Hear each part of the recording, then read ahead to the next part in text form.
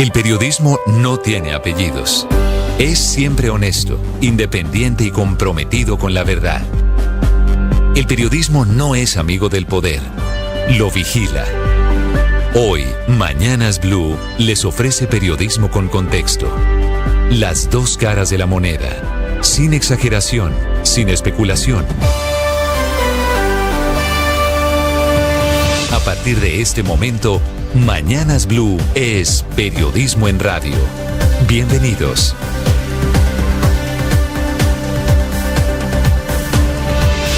Bienvenidos, muy buenos días. Los saludos desde Mañanas Blue. Son las 6:40 segundos. Anuncia anoche tarde, al filo de la medianoche, el ministro de Defensa Iván Velázquez, la reinstalación del batallón de alta montaña que va a operar desde Jamundí para todo el corredor suroccidental, desde donde el gobierno intentará contener la escalada terrorista de disidentes de las FARC que ahora están atacando inclusive con drones a la población civil. Van a llegar a ese batallón más de 3.000 hombres para garantizar algo de seguridad en esa zona, Cauca, Valle del Cauca y Nariño, un batallón que había sido desmontado en el gobierno anterior, que es al que culpa el ministro de Defensa por la crisis en el departamento del Cauca. Los drones que están usando los disidentes tienen una autonomía de 3 kilómetros, soportan 500 gramos de peso y desde allí, desde esos drones, utilizados en tierra, con relativamente poca tecnología, están lanzando granadas como si fueran básicamente misiles a la colombiana. Los cargan con una granada de mortero, los programan para que caigan y exploten en una coordenada específica. La coordenada de ayer fue una ferretería del corregimiento del Plateado que queda en Argelia, en el Cauca. Y este es el gran miedo de las fuerzas militares, una nueva forma de hacer terrorismo, ante la cual anuncia el comandante de las fuerzas militares, el general Giraldo, que están intentando tecnología de punta para bloquear esos drones, para bloquear su vuelo, algo similar, guardadas las proporciones, a lo que hizo Israel hace 8 meses en la guerra en Gaza, que fue el famoso escudo antimisiles con el cual evitaron el ataque de Hamás en octubre del año pasado. Hamás, en ese momento, el convertido en el terror del Medio Oriente y estos disidentes convertidos en el terror del occidente de Colombia. En medio de todo este desorden público, los alcaldes de esa zona vinieron a Bogotá. Son alcaldes agremiados en Asocapitales, le pidieron al gobierno Petro retomar los bombardeos contra los campamentos. Dice el alcalde Eder, que vino desde Cali, que le están dando una ventaja estratégica a estos grupos terroristas, a los disidentes, al Clan del Golfo, a los narcotraficantes de México, a todos los que operan en esa zona occidental de Colombia. A propósito del Cauca, está identificado esta madrugada el responsable del atentado contra la camioneta del padre de la vicepresidenta, doña Francia Márquez Sigifredo, cuyo carro fue atacado con bala a bala porque no paró en un retén en el departamento del Cauca. El responsable se llama Austin Conó, un cabecilla de redes de apoyo al terrorismo, también de las disidencias de las FARC, que fue con otros 2 guerrilleros quien participó en ese ataque al vehículo. La vicepresidenta, que tiene helicóptero, que tiene esquema de seguridad, estuvo en la Casa de Nariño reunida con el presidente Petro pidiéndole más seguridad para ella y su familia, y lo consiguió. Lo del ministro de Defensa no fue la única moción de censura que se discutió anoche en la Cámara. También citaron al ministro de Salud, Guillermo Alfonso Jaramillo, que terminó yéndose del debate, alegando que era una moción improcedente porque no es propio de su cargo el diseño del sistema de salud para los maestros. Es decir, lavándose las manos el ministro Jaramillo, diciendo que él no es ordenador del gasto del FOMAC, que él no participa en el diseño del modelo de salud de Fiduprevisora y que en consecuencia el debate no debía ser contra él, que él no tiene entre sus funciones responder por el modelo de salud para los maestros, y algo de razón tiene. El del ministro fue el mismo argumento que usó el parlamentario Alejandro Campo, que terminó haciendo un oso monumental, el oso, el ridículo del año, porque defendiendo al ministro con el mismo argumento, diciendo que el ministro no era responsable del cambio de salud para los profesores, se le olvidó que él mismo había firmado el 22 de mayo la moción de censura contra el ministro. Así que terminó citándolo para tumbarlo, pero al tiempo defendiéndolo. Digo, es el momento hasta hoy, que es 17 de junio, el oso del año, pero en el Congreso tienen una gran capacidad para superarse. A propósito de nuestro Parlamento, le quedan apenas 2 días a esta legislatura. Hoy está citado el último debate para la reforma laboral en la Cámara y el último debate para la reforma a la educación en el Senado, que es la más enredada porque la oposición insiste en su ponencia alternativa. Y FECODE, que marchó ayer en una muy controvertida manifestación, termina lanzándole vítores al presidente Petro, pero al tiempo pidiendo que se hunda la reforma a la educación presentada por su gobierno. Una completa paradoja inexplicable. Cerca de 20.000 profesores protestaron en Bogotá en la toma de los maestros, que terminó salpicada nuevamente de vandalismo, dicen los profesores, infiltrada por la extrema derecha. Esos vándalos encapuchados que terminaron, como en otras manifestaciones, atacando estaciones y buses de Transmilenio, bloqueando calles, bloquearon 4 troncales, afectando a miles de usuarios que pagaron los platos rotos de la protesta de los profesores. Se queja el alcalde Galán, que asegura que no se puede permitir que las marchas afecten el derecho de quienes no se manifiestan en las calles, de que no debería ser, por un lado, el bloqueo y por el otro lado la gente marchando en las calles sin poder usar el sistema de transporte público. Amanecemos atención con la primera reacción de los fondos privados de pensiones que dicen van a extinguirse, van a marchitarse producto de la nueva reforma pensional. Los jóvenes no van a lograr pensionarse, dice el presidente de Asofondos, que dice que un año no es suficiente para que Colpensiones esté lista y tenga 24 millones de afiliados, pues es una cifra inmensa. Ellos, dice Asofondos, que no tienen el sistema tecnológico para recibir tantos afiliados.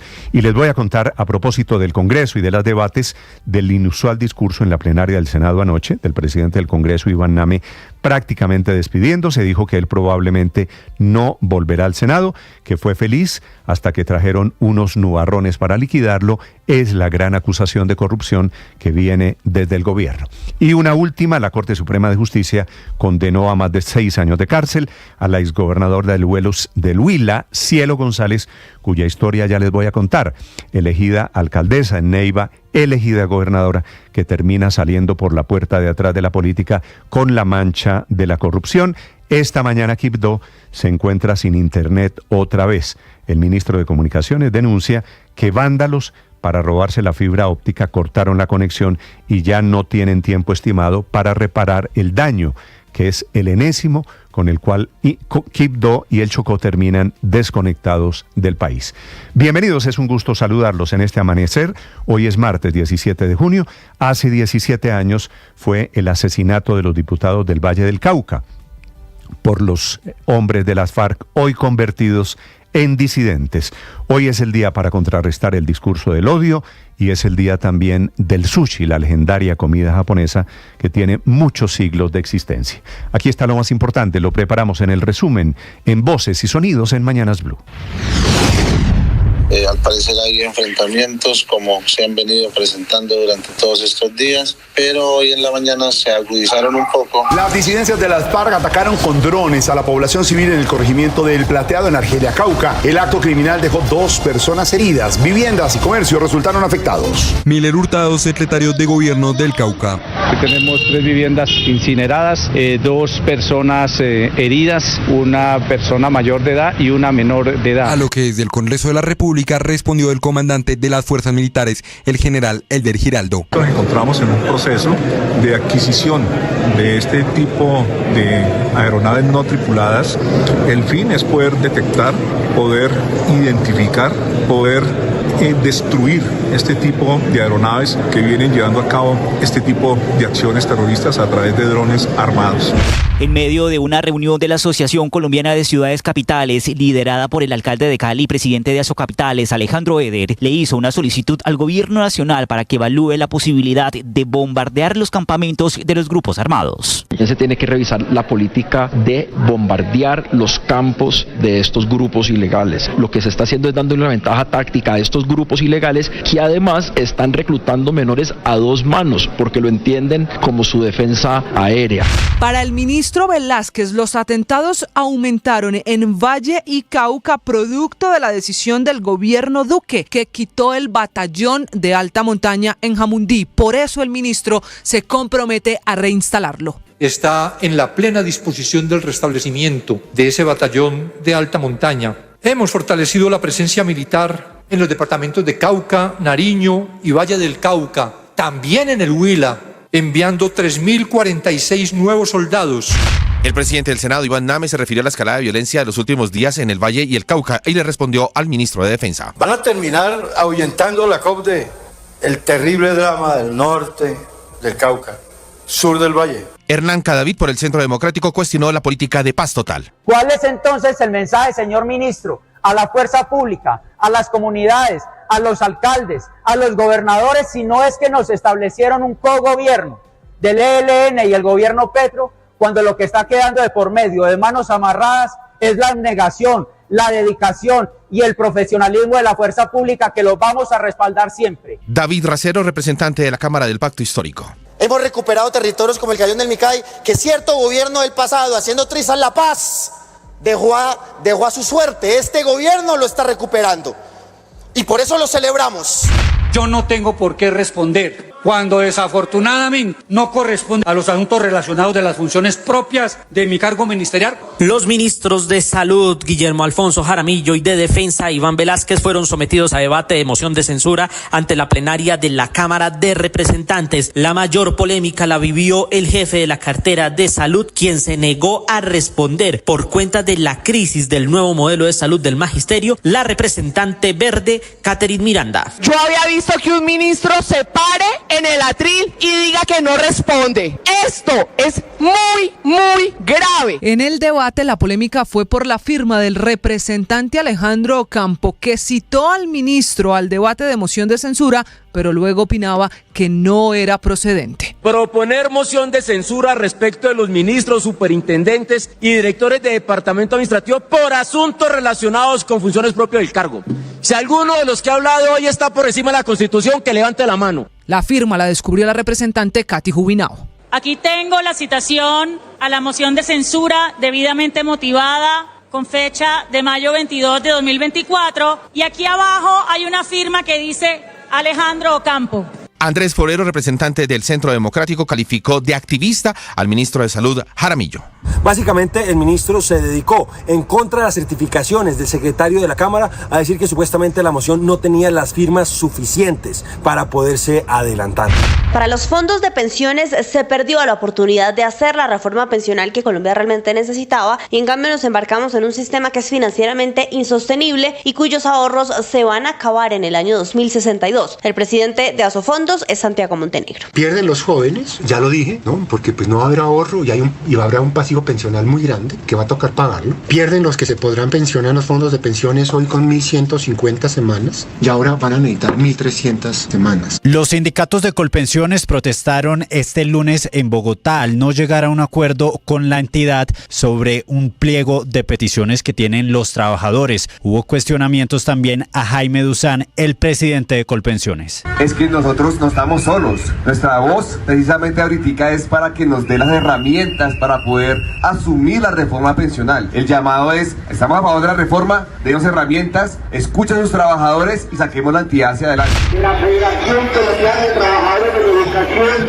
haya convocado nuevamente a este paro nacional permanente. FECODE protestó contra el proyecto de ley estatutaria de la educación aprobado el pasado 5 de junio. Participaron 22.000 maestros. Más de 100.000 personas fueron afectadas por cierres viales. Más de 10.000 de ellas tuvieron que caminar debido al cierre de estaciones y desvíos de Transmilenio. No, el Transmilenio está cerrada la vía ya de norte a sur. Todos se están devolviendo para el portal de Avenida Dorada, para el portal de Usme. Soy de Usme a Usme. En medio de las arengas, cánticos y pancartas, el sindicato fue enfático en decir que no marchaban en contra del gobierno del presidente Petro, sino que por el contrario se movilizaron por algunas políticas que han incluido sectores de la derecha. ¡El pueblo está contigo! ¡Petro, amigo! ¡El pueblo está contigo! Que se eliminen esos micos y que dejen la ley tal como la presentó el gobierno, que eso sí favorecía a la educación pública del país. Educación pública, gratuita y financiada por el Estado. Es decir, que las universidades hoy en día lleguen todo el mundo, de los estratos 0 hasta los estratos 4, 5, 6. Eso lo desvirtuaron totalmente en los micos que le hicieron. El presidente ruso Vladimir Putin ha llegado esta mañana a Corea del Norte en una visita oficial que servirá, según ha señalado el propio Putin, para para agradecer el apoyo militar de Kim Jong-un a la invasión rusa de Ucrania. La visita se saldará, además, con un acuerdo estratégico que preocupa en Washington porque la influencia rusa podría agravar la ya de por sí tensa situación en la península de Corea. Unas 265 millones de personas desde Arizona hasta Vermont experimentarán esta semana temperaturas extremadamente altas, en promedio por encima de 32 grados Celsius, que en algunas ciudades está bastante por encima del promedio para esta época del año. En Nueva York, la alcaldía se prepara y advierte la posibilidad de apagones. Habla Eric Adams, alcalde de Nueva York. But the system can't be stressed when temperatures are high and everyone is using their air conditioners. So we want to be extremely conscious. It's over. Time to say it again, Boston. Anything's possible. Banner number 18 has been secured. Los Boston Celtics lograron su histórico título número 18 al vencer a los Dallas Mavericks y se convierten en el equipo con más títulos de la NBA, el mejor baloncesto del mundo. Alarma en la Eurocopa. En el partido que Francia venció 1-0 a Austria, Kylian Mbappé se chocó con el hombro del defensor austriaco Kevin Danso y se fracturó la nariz faltando 5 minutos para el final del partido. Tras ser revisado en un hospital de Düsseldorf, los médicos determinaron que el jugador no necesitará de cirugía y puede continuar en la Eurocopa. Incluso dependiendo de su evolución, podrá jugar frente a los Países Bajos el próximo viernes, esto con una máscara protectora. Estás escuchando Blue Radio. Escanea este código y suscríbete a nuestro canal de YouTube, @Blue Radio Co. Y disfruta y participa de la programación de Blue Radio. Blue Radio, le ponemos cara a la radio. Blue Radio, la alternativa.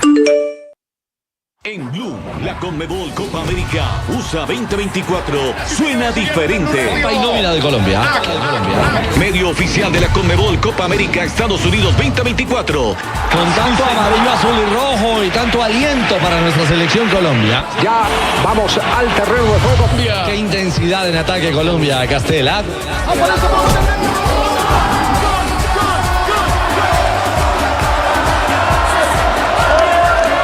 Disfruta de partidos y las últimas jugadas en Blue.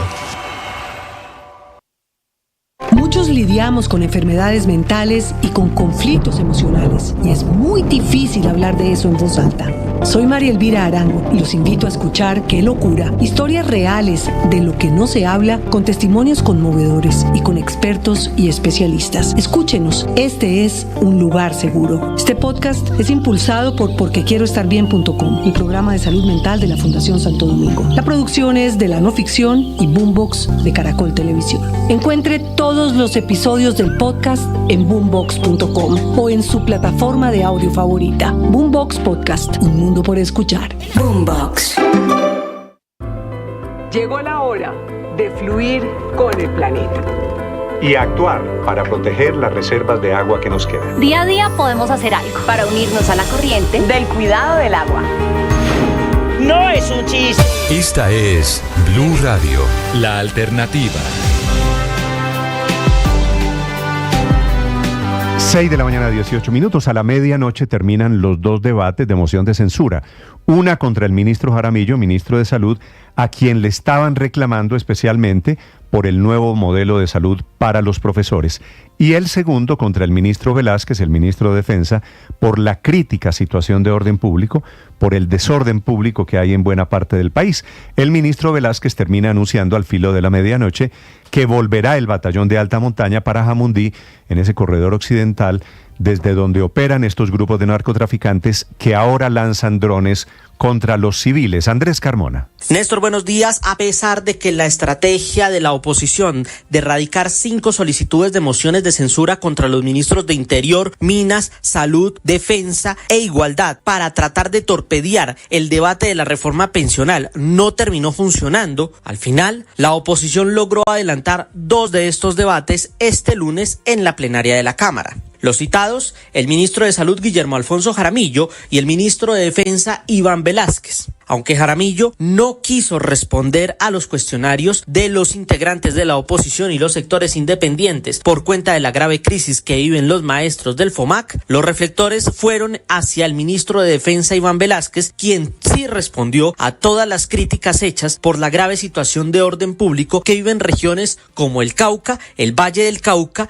y Nariño. El ministro, rodeado por toda la cúpula militar, tuvo que esperar casi 8 horas de dilaciones, jugaditas y proposiciones para aplazar el debate, más las 4 horas que llevó a cabo el debate del ministro Jaramillo. Hacia las 8 de la noche inició la intervención de los opositores, quienes le criticaron, entre varios aspectos, el debilitamiento del aparato estratégico militar, como por ejemplo las aeronaves que, según el representante por Centro Democrático José Jaime Uzcategui, están en un estado lamentable. La Fuerza Aérea Colombiana se nos convirtió en un deshuesadero de nuestros equipos. Aeronaves son las últimas filminas y estas fotografías que me llegaron el día de hoy. Por su parte, la representante a la Cámara por Cambio Radical, Carolina Arbeláez, criticó el accionar del gobierno en regiones como el Cauca, a tal punto que anunció acciones jurídicas e internacionales. Que se nos hace indispensable que las instituciones trabajen de manera articulada para garantizarle los derechos a la población en el Cauca. Y es por eso, señor ministro, que quiero informarle que vamos a radicar ante la Corte Constitucional una declaratoria del estado de las cosas de inconstitucionalidad para que le garanticen los derechos a la población del Cauca. Pero también los sectores independientes le pidieron al gobierno no dejar que la criminalidad desborde al país, ya que eso podría llevar a una situación como la vivida a finales de los años 90. El representante verde, Alejandro García Ríos. Ya hablaron de Popayán y del Cauca, de los ataques con drones y cilindros bombas a la estación de policía. Yo quiero hablar, ministro, de los retos que tenemos, porque si bien es cierto se le puede apostar a la paz, no se puede bajar la guardia. No podemos dejar que eso salga de las manos. A su turno, el ministro Velázquez aseguró que la actuación de la fuerza pública ha sido contundente y que si ha habido una retaliación por los grupos armados, ha sido por el accionar del gobierno.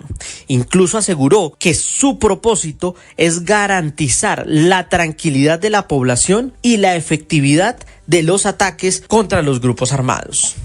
Sostenido 67 combates, es decir, un combate cada 31 horas, logrando 367 capturas, 24 muertes durante el desarrollo de operaciones militares. Desde el 20 de marzo, fecha en la que se suspendió el cese al fuego, se han adelantado operaciones ofensivas con fuegos de artillería. Pudimos advertirlo también a través de medios de comunicación. Frente al estado de las aeronaves, el ministro Velázquez aseguró que los recursos están dispuestos, pero que los problemas por los que no se ha podido avanzar con las empresas rusas encargadas del mantenimiento, por ejemplo, de los helicópteros Mi-17, corresponden a que esas empresas no pueden recibir recursos del Estado por cuenta de estar fichadas internacionalmente. Empresas rusas que se encuentran en la lista de la OFAC, en sanciones financieras internacionales que impiden, aun si continuáramos en contratos con esas empresas, poder pagarles, como no les hemos podido pagar ahora, $9 millones que adeudamos. La sesión terminó hacia la medianoche y ya será a más tardar el jueves 20 de junio, en la última sesión plenaria de esta legislatura, cuando la oposición intentará nuevamente sacar adelante la votación de la moción de censura. Sin embargo, como ha sido desde el año 1991, este mecanismo podría volver a fracasar. Andrés Carmona, Blue Radio. Andrés, gracias. 6 de la mañana, 23 minutos. En el debate de moción de censura al ministro de Salud termina sucediendo lo que yo creo que va a ser el oso del año, aunque Ricardo, uno con los parlamentarios no sabe cuándo están tocando fondo. El oso es que Alejandro Ocampo, que es parlamentario del Pacto Histórico, está defendiendo legítimamente al ministro de Salud, diciendo que la moción estaba mal tramitada, que el ministro de Salud no era responsable del modelo de salud para los maestros, que era el mismo argumento del ministro de Salud que termina yéndose. Sí, sí. Y eso puede ser discutible, solo que se le olvidó que él había firmado la moción de censura. O sea, estaba defendiéndolo, pero al mismo tiempo había pedido tumbar al ministro. ¿Será que se le olvidó al representante Ocampo que él había firmado avalando esa convocatoria desde mayo, Néstor? Hace por lo menos 3 semanas. Él alega un problema de fechas, que la verdad parece totalmente irrelevante. Problema de fechas. Porque en algún momento, es decir, el motivo fue el mismo y la Constitución en mayo era la misma. Claro. El argumento de él, cuando lo defendió al ministro, es que la Constitución dice se puede caer un ministro por razones de su cargo. El argumento del gobierno es que no es parte de su cargo el diseño del modelo de salud para los maestros. Así es, ese es el punto. A pesar de que el ministro el ministro de Salud. A pesar Jaramillo, del audio y todo, ¿no? No, el ministro metiéndose, diseñando el modelo de salud, diciendo que ese era el plan piloto para la salud de todos los colombianos.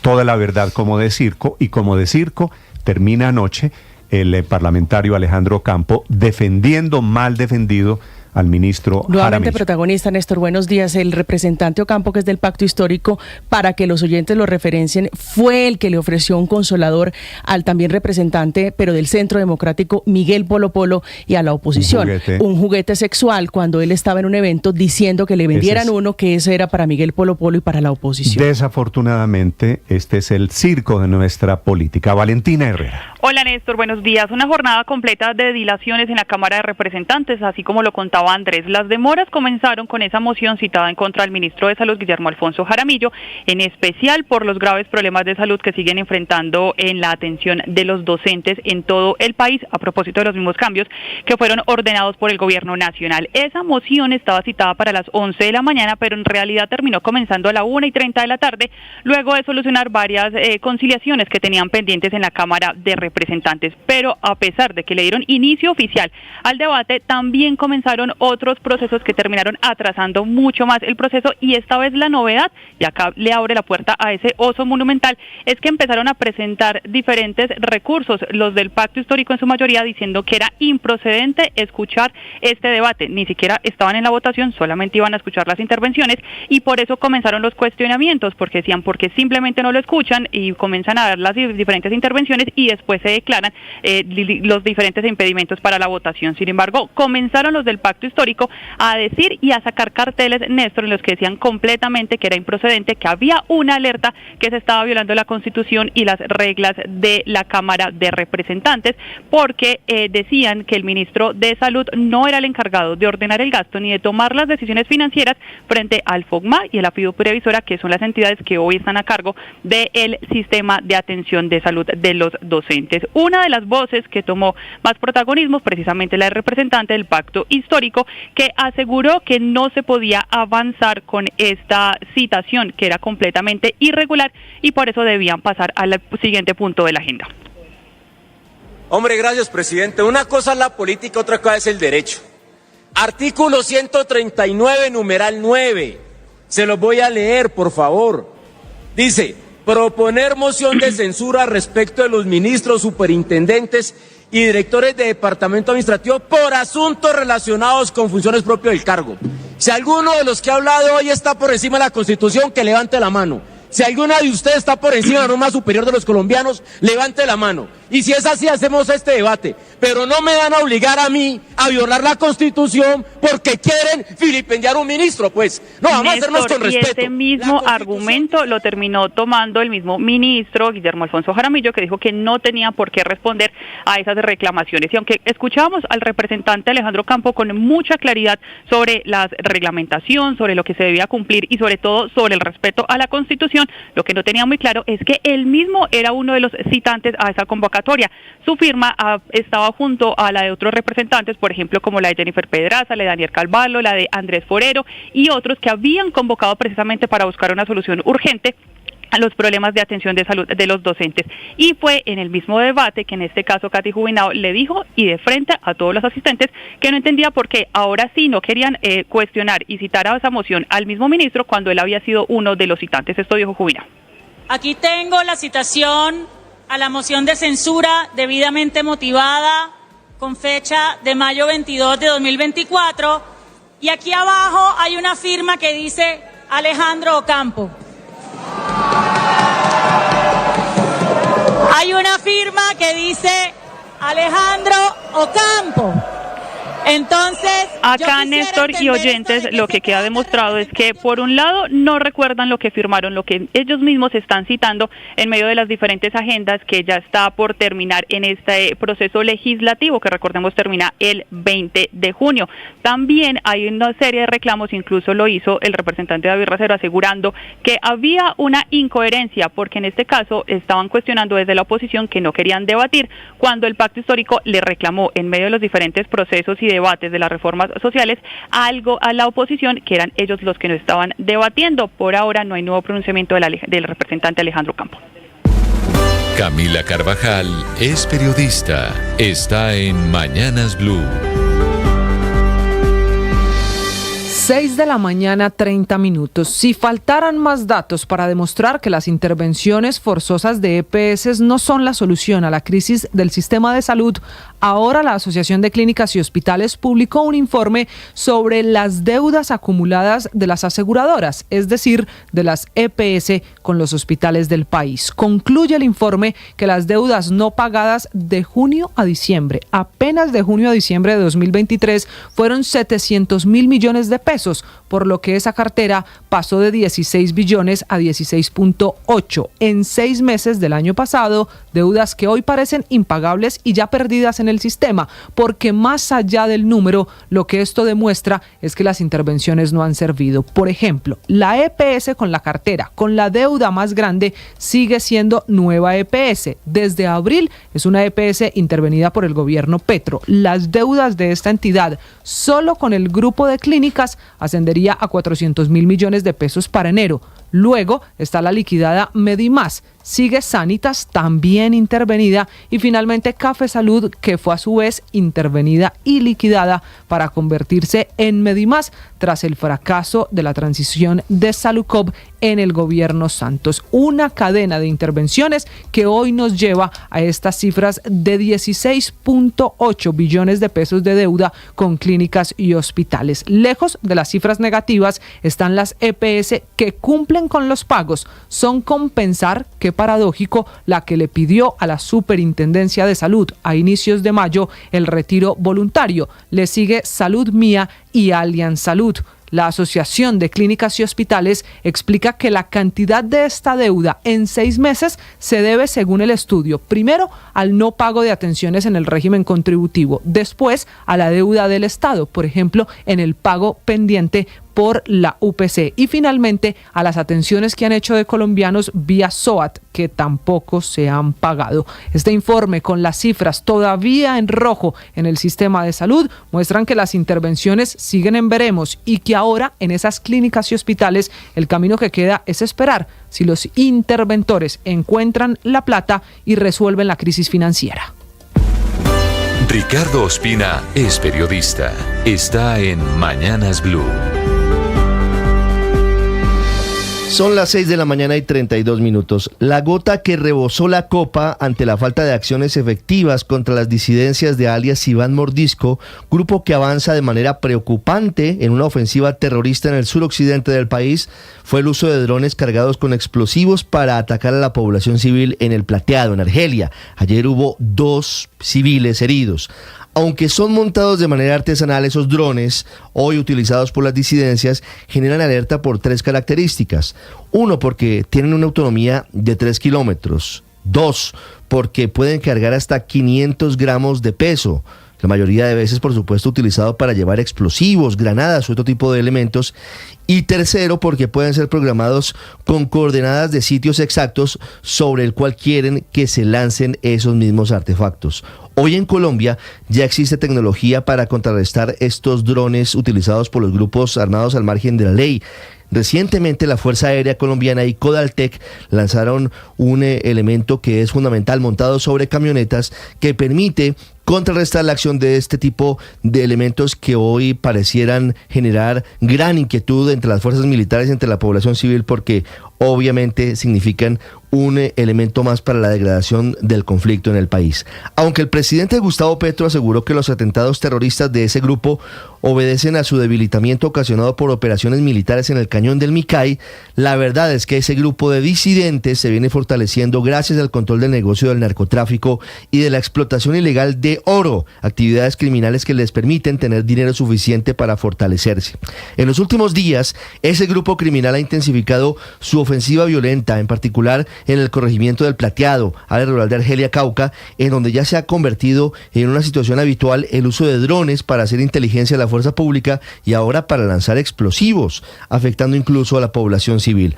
Lamentablemente, las disidencias de Mordisco están en etapa de expansión violenta y por eso es clave el llamado que hicieron varios alcaldes del suroccidente del país, entre ellos el alcalde de Cali, Alejandro Eder, para que las fuerzas militares pasen a la ofensiva contra ese grupo de manera manera clara, retomando incluso el bombardeo de posiciones fundamentales de ese grupo criminal, obviamente respetando el derecho internacional humanitario.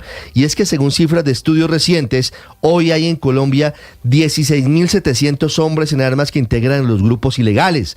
En una parte importante del país, obviamente tienen su gestión. En el caso del ELN, ese grupo entregó en las últimas horas las conclusiones de su más reciente congreso, en el que ratificó a sus 3 máximos cabecillas, alias Antonio García, alias Pablo Beltrán y alias Pablito, lo cual genera dudas sobre las verdaderas intenciones de paz de ese grupo, sobre todo con la presencia del sanguinario Pablito en ese grupo de cabecillas, quien entre otras cosas es el responsable del atentado con carro bomba que dejó 22 cadetes muertos en la Escuela General Santander en el sur de Bogotá en enero del 2019. María Camila Orozco es periodista. Está en Mañanas Blue. Ahora son las 6:35 de la mañana. Con acuerdos puntuales terminó la cumbre de alto nivel en la Corte Suprema de Justicia para tratar el hacinamiento en estaciones de policía y URIs. Estuvieron cerca de 3 horas reunidos la fiscal general, el ministro de Justicia, el director del IMPEC y el director de la policía. Y el principal acuerdo es el traslado inmediato de 397 personas que hoy están privadas de la libertad y que están condenadas, a las que ya se les abrió un cupo en centros carcelarios del país. Por ahora solo serán 397 de casi 900 personas que se encuentran privadas de la libertad en estaciones de policía y URIs y que tienen la condición o la calidad de condenados y que significan o están representando la gran porción de esta crisis humanitaria y de hacinamiento en ciudades como Bogotá, que según cifras de la Personería, el hacinamiento de los presos en estos puntos está en el 158.6%, representando o albergando 3.174 personas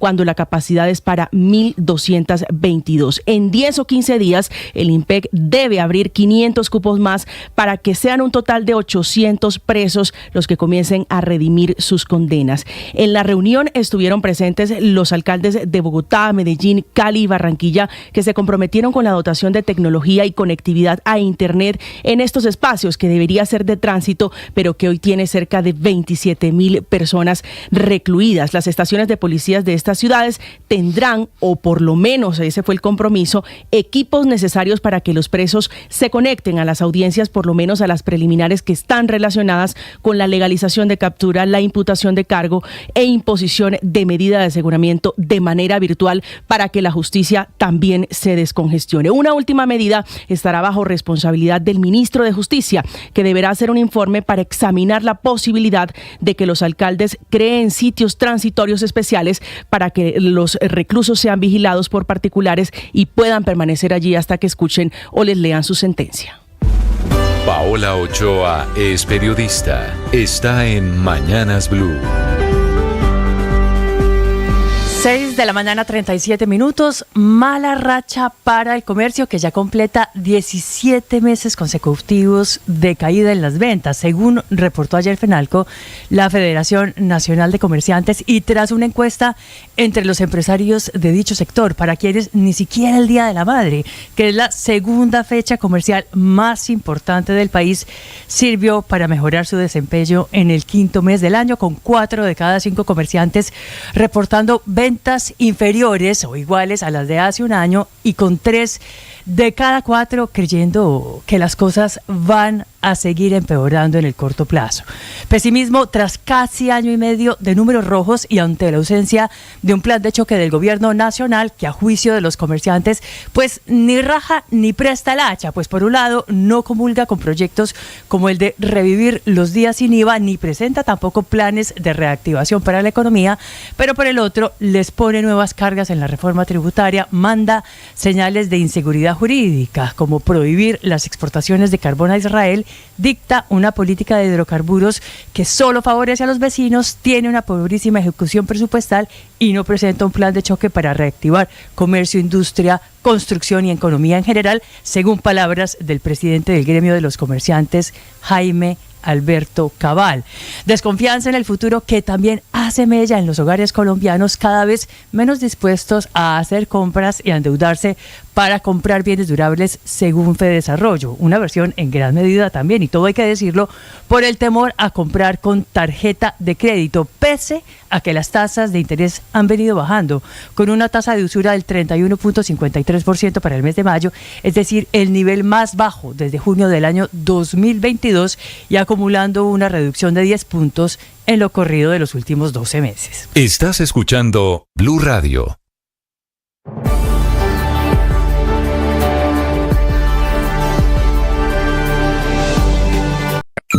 Escanea este código y suscríbete a nuestro canal de YouTube, @Blue Radio Co. Y disfruta y participa de la programación de Blue Radio. Blue Radio, le ponemos cara a la radio. Blue Radio, la alternativa. En Blue, la Conmebol Copa América USA 2024 suena diferente. Hay nómina de Colombia. Medio oficial de la Conmebol Copa América Estados Unidos 2024. Con tanto amarillo, azul y rojo y tanto aliento para nuestra selección Colombia. Ya vamos al terreno de juego. Qué intensidad en ataque Colombia, Castela.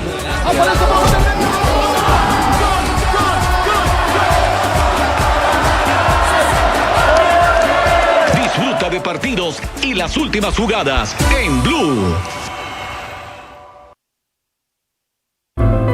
Llegó la hora de fluir con el planeta.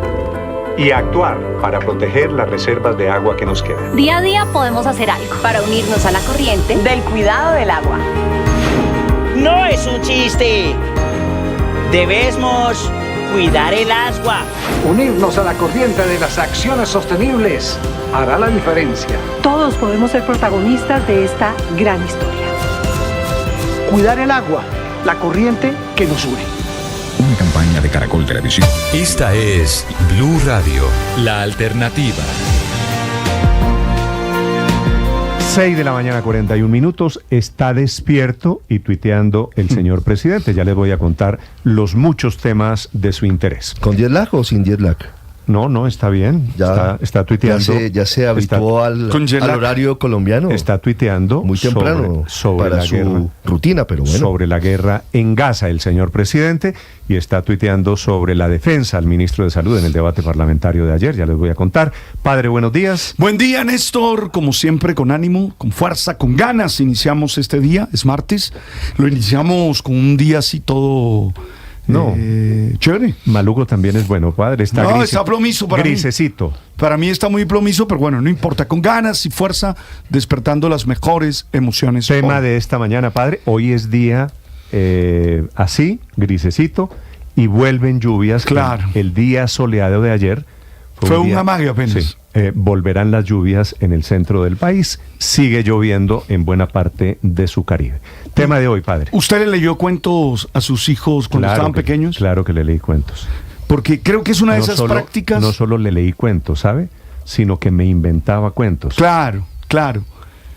Los conejitos ninja. Iba construyendo ideas. Los sapitos voladores. Es que es una práctica que creo que se ha perdido un poco. Y la tecnología está tratando de ayudar. Google Chrome sacó una herramienta que permite que el computador le lea cuentos al hijo, al niño. Usted le dice, mire, léale tal cuento. Y a mí me parece que es muy chévere, pero que el contacto personal es fundamental, porque uno de los beneficios es que crea unos recuerdos maravillosos para la vida. Yo no sé, pero mis hijos, padre, lo recuerdan. Y nos divertimos mucho cuando compartimos en familia la historia, porque los protagonistas de los cuentos que yo les inventaba o que les leía, o de las poesías que leíamos, tienen detrás una historia y unos momentos. Entonces, y unas noches de insomnio. Lo que quiero decir es que la literatura posibilita una relación más cercana entre padres e hijos, cuando se arranca desde niños, porque lo que pasa es que a veces quieren que lea ya de grande, ya con 20, 25, 30, y es muy complejo. En cambio, si hay toda una historia compartida, funciona. Entonces quiero hablar de eso hoy. Sobre cuentos y sobre niños, ya ven el Padre Linero, 6:43 minutos, y sobre narices y sobre anuncios de futbolistas argentinos, Ricardo Orrego. Hola, Néstor, feliz mañana para todos. Mire, la nariz de Mbappé es el tema del día en el mundo del deporte. Lo cierto es que se prendieron las alarmas con ese choque aparatoso, con la fractura reseñada, y han sido muchísimas las versiones. Es decir, se llegó a hablar primero incluso de una intervención que lo podría sacar de 10 a 15 días de la Euro, casi que sacarlo de la competencia misma, y ahora todo pinta para que simplemente se pierda el partido de este viernes. Ya veremos, hay detalles puntuales en torno a lo que fue ese choque de trenes del que llevó la peor parte el francés y que deja en interrogante su presencia en lo que resta de este certamen. Francia ganó fuera de todo medio de chiripa ayer, ¿no? Sí, un gol en contra, un centro justamente de Mbappé. Estaba diseñado supuestamente para ser el gran favorito, y ahora con la posibilidad de que la estrella del fútbol francés, Mbappé, nuevo jugador del Real Madrid, se pierda un pedazo de la Eurocopa.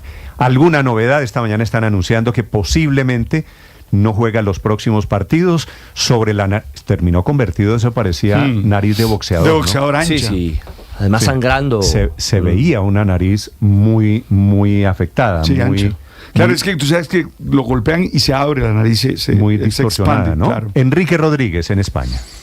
Hoy en Francia se habla de 3 temas: de la muerte de la actriz Anouk Aimée, de las inundaciones en el sur del país, pero el tema del día, el que está de primero en todos los noticieros, es la nariz de Mbappé. Ese golpe que se dio con Kevin Danso, uno de los centrales austriacos, que en realidad se dio, es la manera más precisa de decirlo, porque fue el propio Mbappé quien, tratando de rematar de cabeza, dio contra la espalda de ese jugador de Austria. Lo último que hemos sabido es que ha comparecido el presidente de la Federación Francesa de Fútbol, Philippe Diallo. Ha comparecido ante los medios de comunicación para aclarar algunos extremos sobre lo que estaba pasando, porque como señalaba Ricardo Rego, al principio, en el momento que Mbappé abandona el campo de fútbol y que es trasladado a un hospital, todo parecía indicar que iba a ser operado. Así lo indicaba, por ejemplo, el diario L'Équipe. Pero ha sido, como digo, el presidente de la Federación Francesa de Fútbol, Philippe Diallo, quien ha dicho que no hay operación prevista por el momento. Kylian a eu cette blessure au nez hier. Les nouvelles étaient plutôt rassurantes, dans la mesure où il n'y a pas une opération, en tout cas à court terme, qui est prévue. No hay ninguna operación prevista, confirmaba que efectivamente se había producido esa lesión. Así que ahora mismo la gran incógnita no está tanto en el partido de este próximo viernes ante Países Bajos. La mayoría de los medios franceses indican o coinciden en que no es probable que Mbappé vaya a jugar ese partido en Leipzig.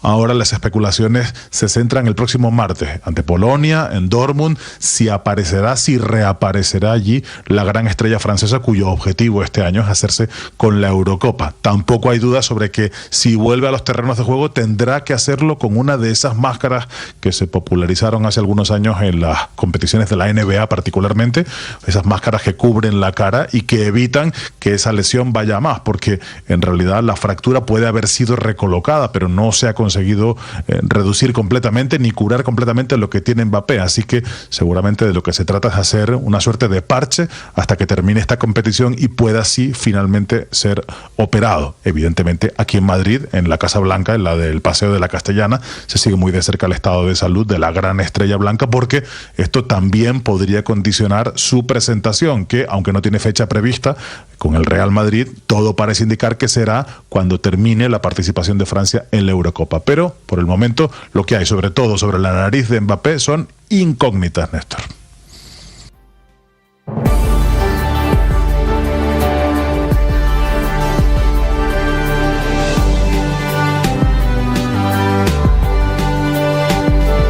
Atención, la Contraloría, el nuevo Contralor, está anunciando juicio fiscal contra el ministro de Hacienda por haber pagado a finales del año pasado 2 veces o inclusive 3 veces la nómina de muchos funcionarios públicos, que finalmente no devolvieron todos la plata. Sergio Barbosa.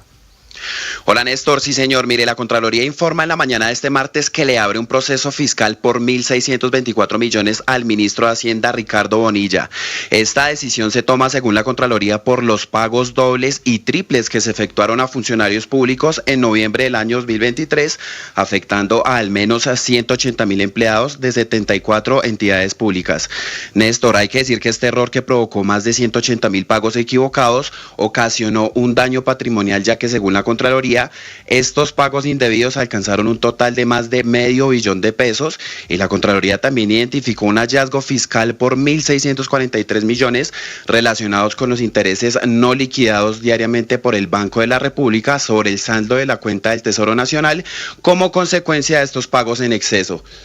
Entre las causas de los errores se encuentran fallos en las nóminas presentadas por la Dirección de Veteranos y Rehabilitación Inclusiva y del Comando General del Ejército, errores del sistema e inobservancia de alertas generadas por el sistema. Los presuntos responsables fiscales incluyen al ministro de Hacienda Ricardo Bonilla, el viceministro Diego Alejandro Guevara y a otros 5 funcionarios del Ministerio de Hacienda. Además de 4 compañías aseguradoras han sido vinculadas como responsables para garantizar la reparación de este daño ocasionado, Néstor. Gracias, Sergio. Son las 6:49 minutos. Hoy se posesiona el nuevo Contralor ante el presidente Petro, Ricardo, ¿verdad? El viejo nuevo Contralor, si me permite claro. la figura, porque Carlos Hernán Rodríguez hace un año fue retirado por decisión judicial del cargo de Contralor. Lo retira el Consejo de Estado. Lo retira el Consejo de Estado. Él entabla una tutela que llega a la Corte Constitucional, ordena rehacer el proceso y el Congreso vuelve a elegir a Carlos Hernán Rodríguez como Contralor. Entonces hoy se dará la nueva posesión del doctor Carlos Hernán Rodríguez como Contralor General de la República. Le quedan 2 años de periodo, Néstor. El periodo es institucional. Él estuvo un año que estuvo encargado Carlos Mario Zuluaga, que es quien adopta esta determinación que nos contaba Sergio, y concluirá el periodo, si nada extraordinario pasa, 26. Carlos Hernán Rodríguez. 6:50 minutos. A propósito, el nuevo Contralor está trinando lo siguiente. 18 de junio de 2024, hoy se cumplen 17 años del asesinato y masacre de mis compañeros diputados en la Asamblea del Valle del Cauca. Hoy más presentes y vigentes, permanecerán por siempre en mi corazón. 6 de la mañana, 50 minutos. La otra noticia del momento es la tranquilidad que hay hoy en Bogotá después de las manifestaciones de los maestros que terminan con actos de vandalismo, seguramente no de profesores, sino de encapuchados, dicen los profesores, encapuchados infiltrados de la extrema derecha. Felipe García. Hola Néstor, sí señor, la gran toma de Bogotá convocada por FECODE y apoyada por otros sindicatos comenzó con bloqueos en múltiples puntos de Bogotá aproximadamente a las 9 de la mañana. Los maestros protestaron, recordemos, contra el proyecto de ley estatutaria de educación aprobado el pasado 5 de junio que no refleja, dicen ellos, los acuerdos entre el gobierno y FECODE. Participaron aproximadamente unas 22.000 personas, 22.000 maestros de diversos departamentos y municipios. Los trabajadores también de Colpensiones bloquearon la carrera séptima con calle 73. Más de 100.000 personas fueron afectadas por los cierres viales y los eternos trancones. Transmilenio reportó que 100 rutas, incluidas 31 zonales, fueron afectadas y hubo 150 desvíos de rutas zonales. Esto de los buses azules del SITP. Más de 10.000 personas tuvieron que regresar hacia sus casas caminando debido al cierre de las estaciones y desvíos, y es que las calles cerradas incluyeron la carrera décima, la avenida Caracas, la calle 26, las Américas y la NQS o la carrera 30, y troncales y vías arterias bloqueadas que colapsaron la movilidad en toda la ciudad. Estos 4 puntos, Néstor, estratégicos para la movilidad en la capital del país. Hablamos con algunos ciudadanos afectados por los bloqueos en Transmilenio. No, hay Transmilenio, está cerrada la vía ya hacia de norte a sur. Todos se están devolviendo para el portal de Avenida Dorado. ¿Usted para dónde iba? Para el portal de Usme, estoy de Usme a Usme. ¿Alguna cita médica? Sí, estábamos en alguna cita médica, estábamos en cita médica con mi mamá, pero no, realmente me tocó pasar y mirar a ver qué puedo coger para el transporte para poder llegar. Van a seguir sin hasta Quinta Paredes y se devuelve el Transmilenio. ¿Usted de dónde viene y para dónde va? Vengo allí de la Torre de la Vivienda y voy para la 134. ¿Y qué va a hacer ahora? Caminar un poquito y buscar transporte. En un momento, Néstor, encapuchados, como usted mencionaba, vandalizaron estaciones de Transmilenio, entre ellas la estación Centro Memoria, que fue pintada con grafitis. Estos encapuchados estaban metidos entre los maestros. De un momento a otro se salieron de la manifestación y empezaron a subirse a las estaciones. Incluso atacaron en algún momento, según dijo el secretario de Seguridad de Bogotá, César Restrepo, a una gestora de convivencia con arma blanca. Al ver esto, los maestros intervinieron e intentaron expulsar a estos vándalos de la manifestación. Incluso hubo un intercambio de palabras por parte de estas personas, palabras que solo quedaron ahí porque no pasó a mayores. Incluso se pronunció el alcalde Carlos Fernando Galán y dijo lo siguiente: las marchas en Bogotá no pueden por ningún motivo afectar los derechos de quienes deciden no manifestarse. Bloquear los carriles exclusivos del sistema de transporte público afecta a cientos de miles de ciudadanos que necesitan desplazarse a su casa o trabajo. Hacemos un llamado a los maestros que hoy se manifiesten, esto refiriéndose ayer, a que nos ayuden a proteger los derechos de los ciudadanos que no lo hacen. Sobre esto, sobre los bloqueos y el vandalismo, habló el secretario de Seguridad, César Restrepo. No se han respetado los criterios con los cuales el grupo de gestores y las diferentes instituciones buscan proteger los derechos de los manifestantes y el resto de ciudadanía. A lo largo de la mañana han sido destruidas estaciones del servicio de transporte público, bloqueadas el sistema de transporte masivo, bloqueadas las calles, atacados gestores con armas blancas. Una gestora ha sido agredida en el transcurso de la mañana. Pedimos a los maestros que en su labor de educadores nos contribuyan a recuperar el orden sobre esos corredores y adicionalmente a proteger la vida y los derechos de los demás ciudadanos. 20.000 personas finalmente llegaron a la Plaza de Bolívar, donde estaba instalada, Néstor, una tarima justo al frente del Congreso. Allí permanecieron algunas horas y ya por la tarde, sobre las 5 de la tarde, se restableció la movilidad en toda la ciudad.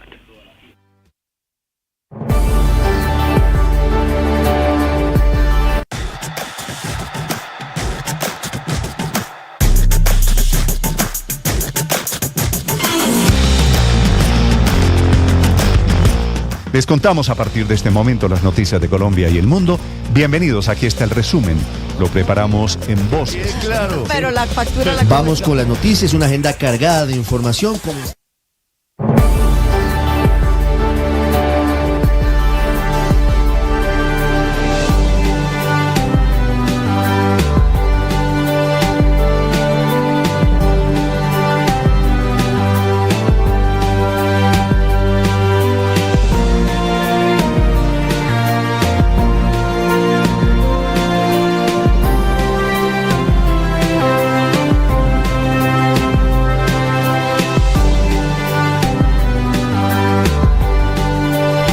...6:55 de la mañana, Bogotá tiene a esta hora 12 grados de temperatura, cielo gris.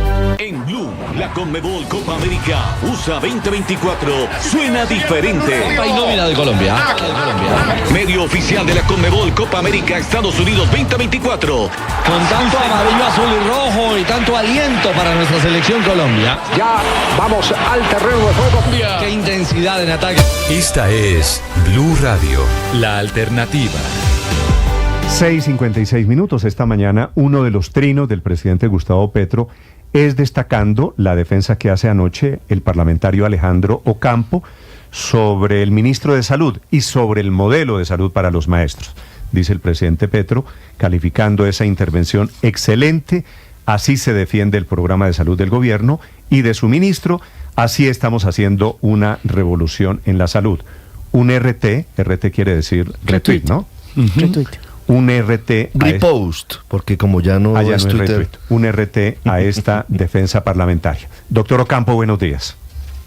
Buenos días, Néstor, a ti, a todo tu equipo de trabajo, qué agradable estar con ustedes, y un saludo muy cordial a toda la gente que nos escucha en este día. Gracias. Doctor Ocampo, quisiera preguntarle primero, ¿usted por qué termina defendiendo al ministro de Salud, pero a la vez había citado a la moción de censura contra el ministro de Salud? Néstor, yo soy una persona que si alguna se da cuenta que está haciendo ilegal alguna acción o está haciendo algo incorrecto, algo injusto, siempre tratará de enmendarlo. Yo participé con unos compañeros de una citación al ministro de Salud para el FOMAC, donde iban a citar el FOMAC. Hace 13 días radiqué un oficio solicitando al presidente de la Cámara que no se hiciera ese debate porque el debate no cumplía los requisitos y era ilegal.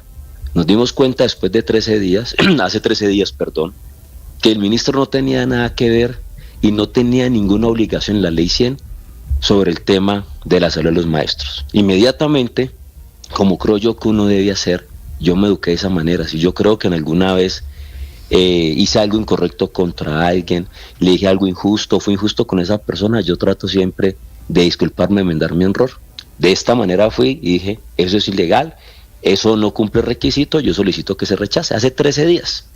Ayer en la plenaria... ¿Y por qué, perdóneme, doctor Ocampo, y por qué aparece su firma citando al debate de moción de censura entonces? Porque yo soy citante, eso fue antes de eso, yo soy citante al debate. ¿Y por qué soy citante, Néstor? Podrá usted preguntar allí a su equipo periodístico que el único parlamentario que les ha enviado fotos de audiencias públicas sobre la salud de los maestros, informes en los puntos de atención, reuniones con los maestros, veedurías, solamente he sido yo. Yo llevo 3 audiencias públicas haciéndole veeduría al sistema de salud de los maestros. He denunciado prestadores, aquí hacemos acompañamiento a los sitios y miramos en qué se está prestando. He sido el único. Entonces varios compañeros me dijeron, Alejandro, tú que participas de ese tema de verdad, y yo voy y firmé. Cuando firmamos luego, nos damos cuenta que el ministro no tiene ninguna obligación, ninguna, con el sistema, no solamente por eso. Entonces, como debe ser, yo creo que es un congresista. Doctor Ocampo, quisiera entender esto, porque como usted ha visto, esto parecía al principio un poquito oso, si me permite la expresión, ¿cierto?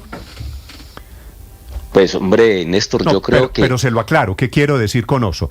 El parlamentario que estaba defendiendo al ministro de Salud era uno de los citantes de la moción de censura. Eso usted me entenderá que suena muy raro, ¿cierto?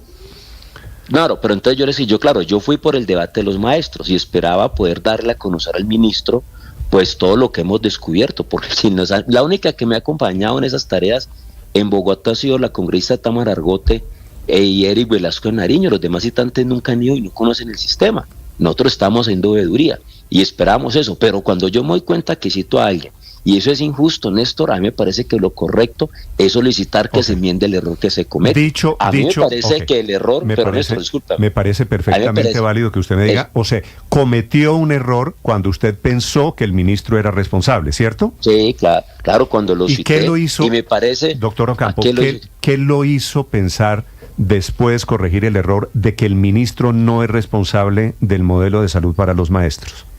Cuando estamos preparándonos para armar el debate, yo los debates los armo con anticipación.